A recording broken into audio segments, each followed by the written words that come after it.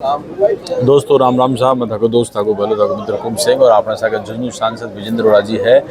आज मूर्ति प्राण प्रतिष्ठा कार्यक्रम में सर का साथ मिला है। सर, लोकसभा में पूरे झुंझुनू के पूरे लोकसभा संसदीय क्षेत्र के तमाम समस्याओं को और विकास के मुद्दों को लेकर आप लगातार उठा रहे हैं मुद्दे। 1 साल का लगभग कार्यकाल पहुंच रहा है सांसद के रूप में। क्या क्या देखते हैं सर, क्या क्या झुंझुनू की जो संसदीय क्षेत्र है उसकी समस्याएं लोकसभा पटल में रखी? जी सर। सबसे बड़ी समस्या झुंझुनू संसदीय क्षेत्र में पेयजल की है, सड़कों की है, बिजली की है, शिक्षा की है, चिकित्सा की है और जो भी भारत सरकार से संबंधित विषय हैं जी उन सब को कोशिश कर रहे हैं कि वो धरातल पर आए हैं, उनका काम शुरू हो। अब झुंझुनू धौलगढ़ से आने वाला जो स्टेट हाईवे है, सीकर से आता है, जयपुर से आता है, उस पर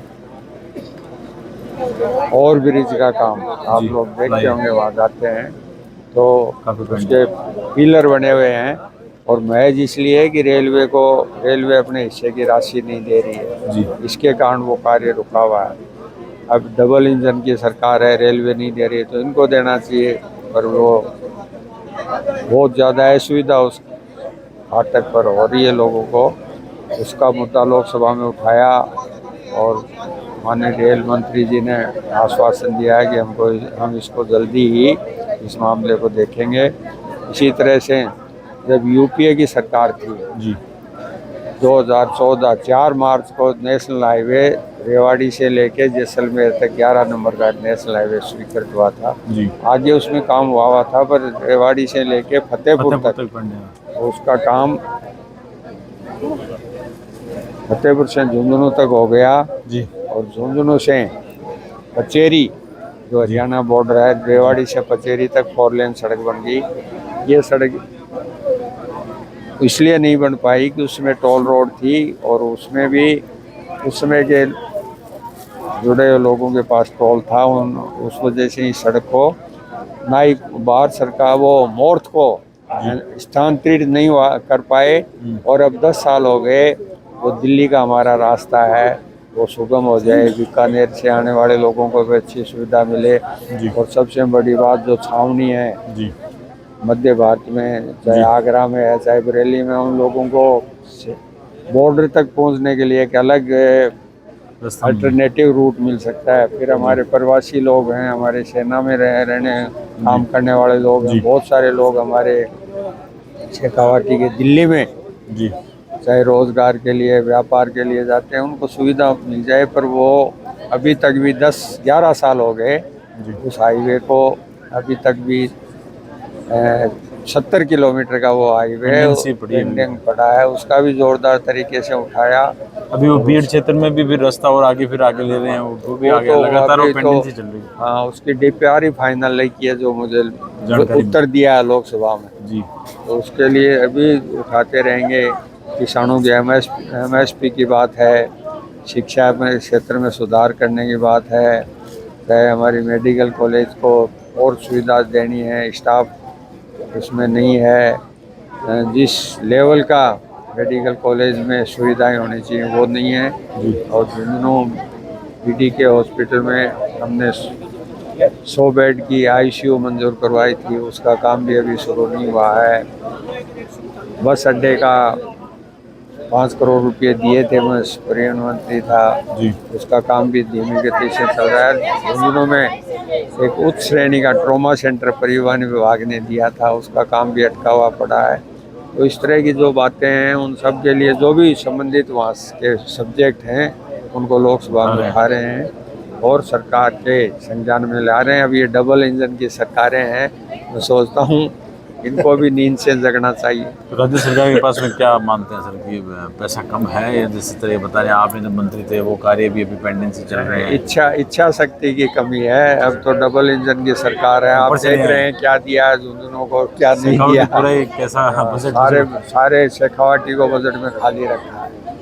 बिल्कुल।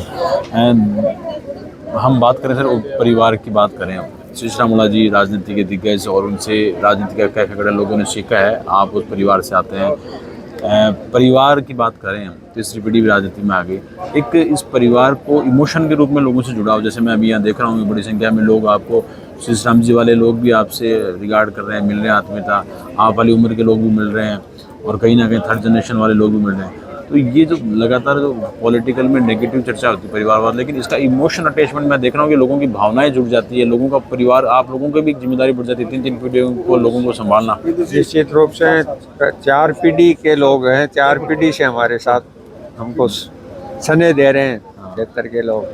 और आपने देखा है, यहाँ भी देख रहे हैं, इतना लोगों का स्नेह है, चाहे ओड़ा साहब की वजह से है, चाहे लोगों का आपसी जो हमारा सामंजस्य है उस वजह से है। तो मैं जनता का और हमारे जो परिवार से जुड़े हुए हैं उनका बहुत तहे दिल से आभार प्रकट करते हैं। अब तक की जो सफ़र रहा है श्री राम जी से लेकर आप 4 बार आप एमएलए रह गए, सांसद रहेंगे, लेकिन अब एक लड़ाई लंबी है क्योंकि बीजेपी जिस तरीके से परिसीमन कर रही है, इस तरीके से कंटिन्यू बहुत बड़ी चुनौती होगी अब कहीं ना कहीं आपके लिए भी एक बड़ी चुनौती बनने जा रही है क्योंकि वापसी करनी विधानसभा रूप में। परिसीमन का कार्य पहले हमारी सरकार थी तब भी होता रहा है, और जो ये स्थानीय जो निकाय के हैं चुनाव, चाहे पंचायत हैं, चाहे पंचायत या आपके नगर पालिका के हैं, तो हमारी सरकार ने कभी भी इस तरह से राजनीतिक आधार पर परिसीमन नहीं किया, बल्कि प्रशासनिक इकाई को सुदृढ़ बनाने के लिए लोगों को सुविधा अधिक मिल सके उस तरीके से किया। अब देखते हैं, ये अभी तो उतारी होगा जब आपत्ति दर्ज करवाएंगे, तब तो जब समय मिलेगा आपत्तियों को जनता को मिलेगा। अगर जनता के हित के विपरीत कार्य करेंगे तो हमारी पार्टी भी इसमें अपना वो जो करना चाहिए वो करे, सड़क से लेकर ऊपर तक। माइनर कम्युनिटी बात करें, बहुत बड़ा वोट बैंक रहा है, कांग्रेस का वोट बैंक है, कहीं ना कहीं आपसे लोगों से अटैचमेंट आ रही है। इन दिनों देख रहे हैं जिस तरीके से राजेंद्र गुड्डा माइनर कम्युनिटी जोड़ने की कोशिश कर रहे हैं, नुकसान में चुनाव में भी डेंट किया था। किसी व्यक्ति विशेष पर मैं कोई न टिप्पणी करूंगा न चर्चा करूंगा, पर वापिस आ लोग जाएंगे अपने आप ही सब देख लेंगे कौन क्या, सबको पता चल जाएगा कौन क्या है। कांग्रेस की बात करें, लगातार पायलट साहब का लगातार क्रेज है, पीसीसी चीफ गोविंद सिंह डोटासरा का भी अपने आप में क्रेज है।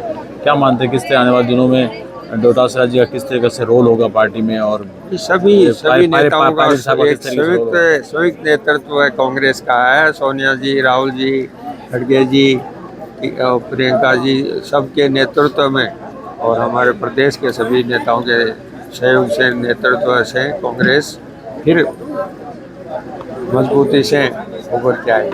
दिल्ली चुनाव में जिस तरह आम आदमी पार्टी चुनाव लूची, कहीं ना कहीं मानते हैं कि अब जो लोग उनसे अलग भी होंगे वापस कांग्रेस में आएंगे वापस, या कुछ बीजेपी में जाएंगे, क्या मानते हैं आने वाले दिनों में कांग्रेस? हम पॉलिटिकल पार्टी हैं, हम राजनीतिक पार्टी हैं, हम किसी भी चुनाव को गंभीरता से नहीं लड़ें तो ये हमारी कमजोरी की बात है। हमने हमारा चुनाव दिल्ली में कांग्रेस पार्टी ने गंभीरता से लड़ा है और हम मान के चलते हैं। अभी 2 दिन पहले भी हमारे राष्ट्रीय अध्यक्ष खड़गे जी ने कहा है कि हमको दिल्ली में मजबूती से विपक्ष की भूमिका निभानी है और लोगों को के पास जाना है, लोगों का समर्थन हासिल करना है।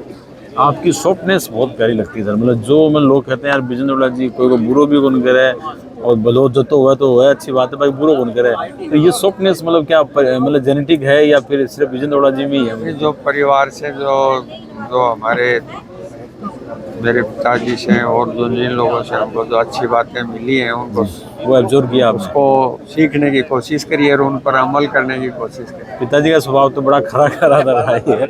एक अंतिम सवाल, मतलब एनालिसिस करते हैं चुनाव को लेकर, उपचुनाव की क्या मानते हैं कि ऐसे कितने कारण रहे जो मतलब जिनमें एनालिसिस भी किया इसमें सुधार भी कर रहे हैं, या क्या मानते हैं मुख्य कारण माने हैं कि परिणाम? पूरी तरह सरकार का संसाधनों का और हर तरह का वो था दुरुपयोग जी, और वो जब हम चुनाव होंगे तो सामने आ जाएगा। और संभाग की बात करें तो जिस तरीके से सीकर संभाग कैंसिल हुआ है, क्या मानते हैं आपकी नज़र में क्या? क्योंकि झुंझुनू मैंने वो देखा नहीं रेस्पॉन्स उससे पब्लिक का अटैचमेंट। क्या है कि संभाग जो प्रशासनिक इकाई एक सरकार ने बनाई थी तो उसका सम्मान करना चाहिए था, सम्मान वर्तमान सरकार ने उसका सम्मान नहीं किया। एक तरफ कह जिले संभाग तोड़ रहे हैं, दूसरी तरफ कह रहे हैं हम दूसरी बहुत प्रशासनिक इकाइयाँ बनाएंगे तो ये विरोधाभासी बात है इस वर्तमान सरकार की। ये पॉलिटिकल मुद्दा रहेगा कैसा, जिसने देख 19 जिले बने, सिर्फ सुरेश मोदी जी जीते, एक दो हो सकता नहीं, बहुत रिजल्ट उनमें पॉजिटिव नहीं आया था, 70 सीटें लगभग। नहीं, हमने कोई राजनीति के आधार पर नहीं किया था, हमने तो जी। प्रशासनिक इकाई जनता के और नजदीक पहुंचे इस आधार पर जिलों का गठन किया था। अब इनका अलग सोच है, कांग्रेस सरकारों का अलग सोच होता है। बिजेंद्र जी का जो अनुभव है वो पूरे राजस्थान के संदर्भ में देखें तो बहुत बड़ा अनुभव है। कई लोग डिमांड करते हैं भाई जब विधानसभा चुनाव के विजेंद्र जी का अनुभव वापस विधानसभा में लेंगे, विजेंद्र जी क्या सोचते हैं, एक बार वापसी विधानसभा की तरफ होगी ये या पार्टी जहाँ भी उचित समझेगी, जहाँ सेवा का मौका देगी या जहाँ के लिए हमको उपयुक्त समझेगी, पार्टी के आदेश आपका की आपका पालना आपका करेंगे। मन क्या कह रहा है? वो पूर्णतः पार्टी के निर्देश पर, चलिए वो जो पार्टी के निर्देश पर ही लोकसभा जी, चुनाव लड़ा था। झुंझुनू संसदीय क्षेत्र के लोगों को कोई अच्छा संदेश देना चाहेंगे? बस झुंझुनू संसदीय लोगों के, संसदीय क्षेत्र के निवासियों के की सेवा तत्पर लगे रहेंगे। और झुंझुनू जिला बहुत संघर्षशील जिला रहा है। आज़ादी के आंदोलन में चाहे प्रजामंडल का आंदोलन हुआ, हम जनता से जुड़ाव रखेंगे, जनता के हितों के मुद्दे लोकसभा में उठाते रहेंगे, बार भी उठाते रहेंगे। बहुत बहुत धन्यवाद, थैंक यू।